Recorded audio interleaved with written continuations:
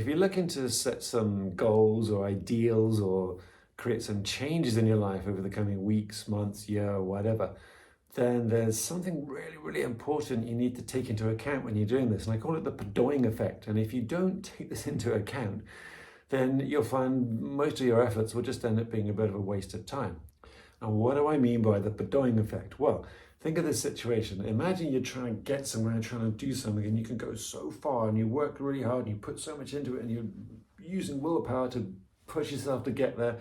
And that may last a month for some people, or a week for somebody else, or a day, or just a few minutes for somebody else. But you're trying to do somewhere, but it's as if something inside eventually just kind of goes Padoing and just pulls you back to where you started.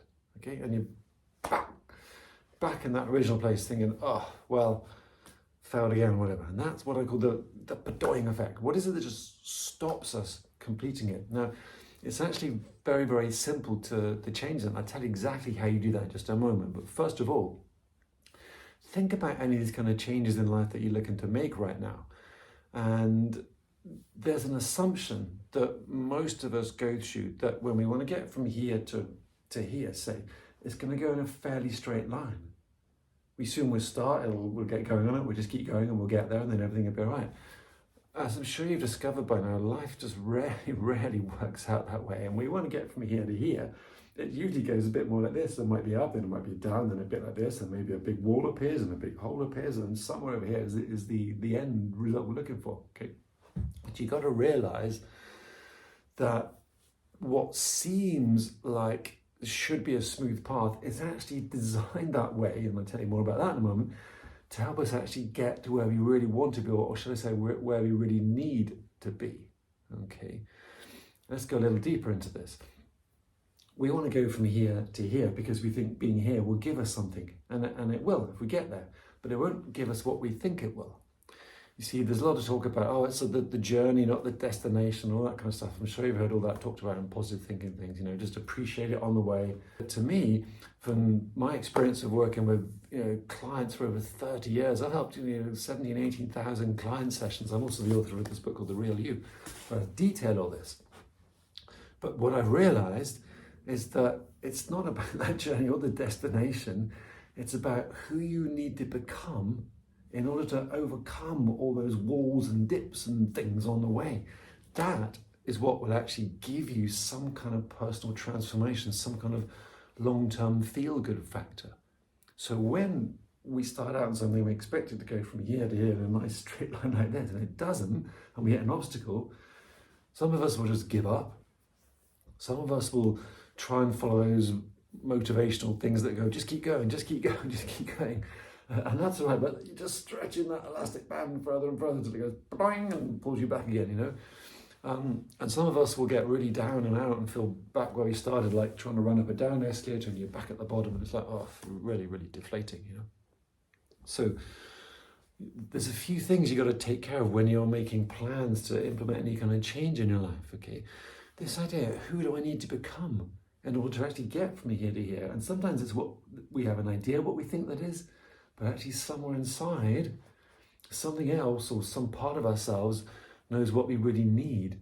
And in a weird and wonderful way, these kind of challenges and obstacles that seem to come our way are almost designed to help us evolve in some way.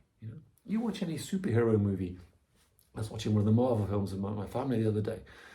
And every superhero movie, there's a moment where the superhero is down and out. Everything's failed. They've started off being a hero, heroine, whatever phrase we want to use there. And suddenly the super bad guy comes along and kicks their ass, basically. And suddenly the superheroes are down and out on their luck. They've lost their weapons, they've lost their power. It's like they're all defeated. And something has to happen. Some kind of internal shift happens to help them begin to think differently, feel differently, and behave differently. Right?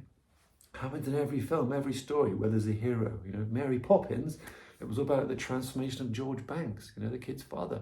And it was Bert the chimney sweep who gives the little piece of wisdom that helps him see things differently. He goes back in the bank and gets it and has a laugh for the kids and everything. Star Wars, it's Yoda, a bit more obvious in that one with Luke Skywalker. Every film there'll be some kind of hero figure who's down and out, and then someone, somewhere, something has to inspire them to make a change in some way to pick themselves up and get back in, right? So when you're trying to make these goals, when you're trying to get from here to here, and you expect it to go like that, you're kind of probably setting yourself up for failure by doing that, right? Because on the way to get from here to here, you're going to meet challenges. That's the way life works, right? And to be prepared for those and accept them, and when they come, don't try and ignore them or just push them aside or just say, just keep going, just keep going, just keep going. Because you can do that so far, you're just stretching that band further. Be aware of what those challenges are making you look at within yourself. There's no need to sit around navel gazing for too long.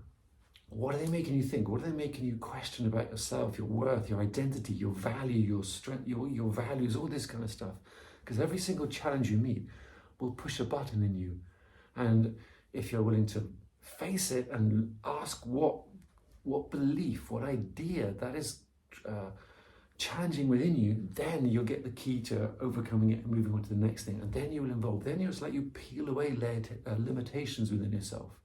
And as you do that, you become more and more of the person you were born to be, not by achieving that goal, but by facing those challenges on the way and going through the kind of the personal transformation required to overcome those challenges, shall we say. Right? So if you want to get over that Padoing effect, you've got to be willing to expect those challenges, face them, face up to whatever they're triggering inside, stop trying to run away from everything, deal with it, face up to it, question your beliefs, question your values, your morals, your ethics and things, and how you need to evolve those. And then when you come back into that kind of journey or whatever, you come out as a different person, a stronger, wiser person as you do that. And then instead of the Padoing effect going like, you're like this, and going to go and putting you back, then it goes the other way. Then it's like you're doing this. It goes Padoing and this lets go. And then you can carry on and keep moving forward.